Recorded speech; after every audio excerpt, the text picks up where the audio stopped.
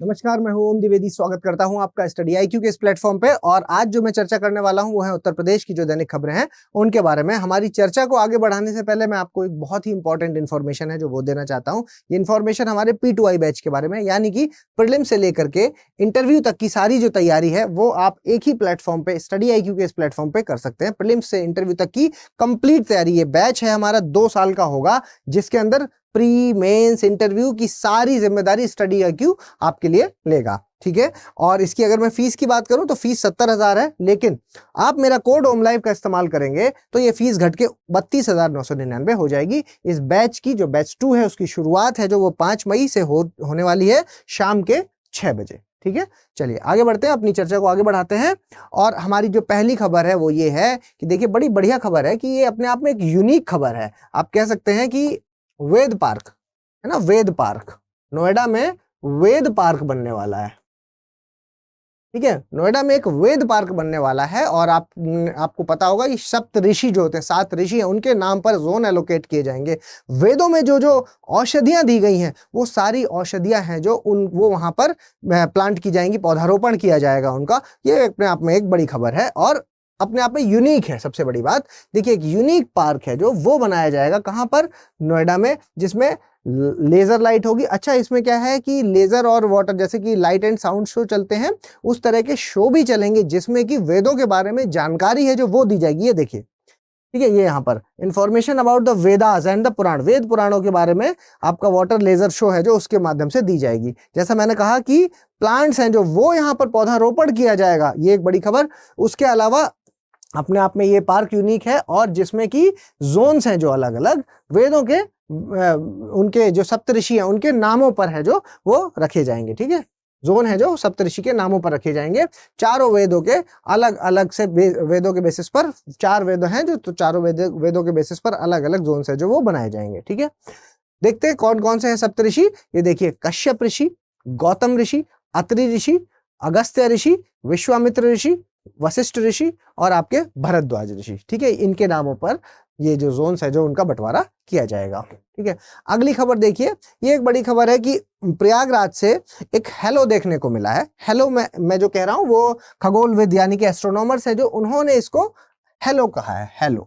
ठीक है, जब बादलों के बीच में सूरज आ जाता है तो इस तरह की कुछ प्रक्रिया बनती है, ज्योग्राफिकल कंडीशन कुछ इस तरह की बनती है जिसमें कि आपको ये रेनबो दिख रहा है और रेनबो के बीच में आपका सूरज, ऐसी प्रक्रिया देखने को बड़ा खूबसूरत सा एक नजारा है जो आपने जो प्रयागराज में लोगों ने महसूस किया। ठीक है, और एस्ट्रोनॉमर्स ने इसने हेलो या वाटर हॉलो का नाम इसको दिया है। ठीक है, ये राउंड रेनबो होता है और क्लाउड्स जब आ जाते हैं सूरज के ऊपर तब ये प्रक्रिया देखने को मिलती है। ठीक है, इसके अलावा आपको और ये भी आप समझ सकते, मतलब इसके लिए क्या है, किसी इंस्ट्रूमेंट की जरूरत नहीं पड़ी, उन्होंने अपनी जो नॉर्मल आंखें उनसे ही उनको देख पाया। ठीक है, तो जो याद रखना है वहां पर ये हेलो है, ये शब्द को नाम आप याद रखिए, सन हेलो। ठीक है, इस शब्द को आप याद रखिएगा।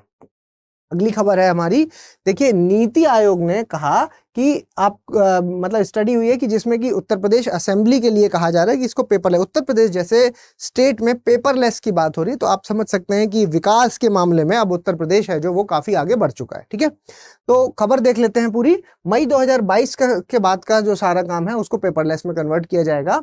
और उसके अलावा जो पूरा एजेंडा, मतलब क्या है कि असेंबली का जो एजेंडा होता है जिसमें कि सवाल जवाब किए जाते हैं, पूरा बजट होता है, A to Z सारी चीजें हैं जो वो इलेक्ट्रॉनिक माध्यम से अब देखने को मिलेंगी, ना कि पेपर्स के माध्यम से। ठीक है, तो नीति आयोग ने है जो वो प्रपोज किया है, मतलब प्रपोज किया है, अब ये मानेगी सरकार, यार 99% आप ये मान के चलिए कि इसको इंप्लीमेंट किया जाएगा। और नीति आयोग ने प्रपोज किया कि study the implementation of national e Vidhan application.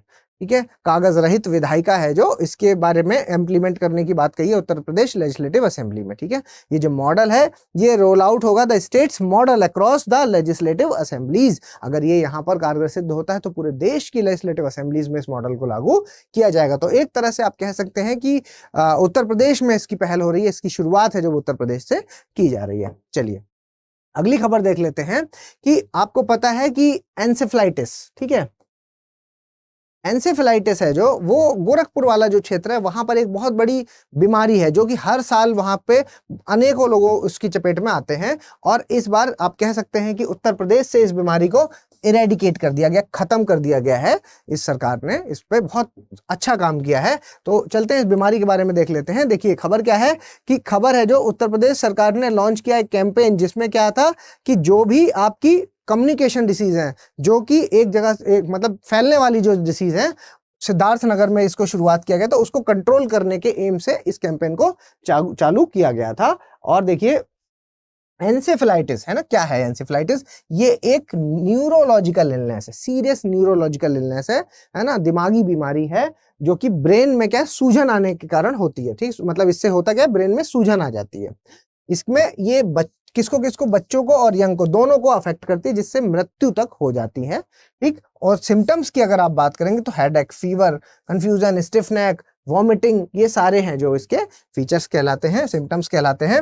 और इसके अलावा मुख्य कारण इसका किसको बताया जाता है, वायरस का बताया जाता है। लेकिन ऐसा नहीं है कि बैक्टीरियाज आपके और फंगस, पैरासाइट, केमिकल्स, टॉक्सिन्स, ये सारी चीजें इसके साथ नहीं जुड़ी हैं। इनको एग्जैक्ट कारण तो मतलब मेन तो इसका वायरस ही है, लेकिन बाकियों के थ्रू भी ये चीजें, मतलब ये एंसेफेलाइटिस है जो वो देखने को मिला है। ठीक है, तो ये आपको ध्यान रखना है। और अगर हम कुछ क्वेश्चंस की बात कर लेते हैं, जैसा कि हम हमेशा हर लेक्चर में अपने करते हैं, और आपको इसके आंसर देने होते हैं कमेंट बॉक्स में। बताइए वेद पार्क है जो, Ved park is not making which of the following zone, कौन सा जोन नहीं बना रहा है? Medicinal plant, Saptarishi, 4 Ved zone और रामायण जोन। ठीक है, कौन सा नहीं बना रहा है बताइए इसमें। अगला देखिए, sun's halo is produced by the refraction of light in water vapour in stratus cloud, ice crystal in cirrocumulus cloud. ये ज्योग्राफी से रिलेटेड क्वेश्चन है। ठीक है, अगर आपने नहीं पढ़ा हो तो प्लीज पहले ज्योग्राफी के इस चैप्टर को आप पढ़िए, और फिर उस ये कैटेगरीज हैं जो बादल की, उनको आप देखिए और फिर इसका आंसर कीजिए। ठीक है, ice crystals in cirrus clouds और dust particles in stratus cloud. ठीक है, अगला क्वेश्चन देखिए, what has been proposed by the Niti Aayog. ठीक है, यहां पर व्हाट होना चाहिए, व्हाट। ठीक है, व्हाट है जो, what has been proposed by the Niti Aayog ने क्या प्रपोज किया है उत्तर प्रदेश लेजिस्लेटिव असेंबली के लिए? एफ अगाया application, E2 national application, e Vidhan application या ईवी पोर्टल एप्लीकेशन, क्या है जो प्रपोज किया है? ठीक है, अगला देखिए, एंसेफेलाइटिस डिसीज है जो, एंसेफेलाइटिस डिसीज जैसा कि अभी हमने गोरखपुर वाली चर्चा की, उससे रिलेटेड कौन से स्टेटमेंट सही है? एंसेफेलाइटिस है जो, वो एक सीरियस न्यूरोलॉजिकल इलनेस है। ठीक है, जो कि ब्रेन में सूजन का काम करती है। दूसरा, the disease most commonly affected by elderly, बूढ़े लोगों को पर इफेक्ट करती है ज्यादातर। तीसरा, सिम्टम है जो इसके क्या है? हेडेक, फीवर, कंफ्यूजन, स्टिफ नेक और वॉमिटिंग। ठीक है, तो क्या है इनमें से करेक्ट ऑप्शंस, आपको कमेंट बॉक्स में बताना है। मेरे ख्याल से ये इन्फॉर्मेशन आपको पसंद आई होगी, तो प्लीज इसको लाइक, शेयर और सब्सक्राइब कर दीजिए। और अगर आप मुझे कुछ सजेशन देना चाहें तो कमेंट बॉक्स में बता सकते हैं, या फिर अगर ये पीडीएफ आप चाहते हैं तो ओम द्विवेदी स्टडी IQ, ये मेरी टेलीग्राम का चैनल है, इस पर आपको मैं ये पीडीएफ शेयर कर दूंगा, तो वहां से आप डाउनलोड कर सकते हैं। और अगर आप मुझे पर्सनली कुछ बात करना चाहते हैं तो @omdvedi007 मेरा पर्सनल टेलीग्राम का यूजर नेम है, जिससे हम एक दूसरे से जुड़ सकते हैं। जल्दी मिलेंगे अपने अगले लेक्चर के साथ, तब तक के लिए धन्यवाद।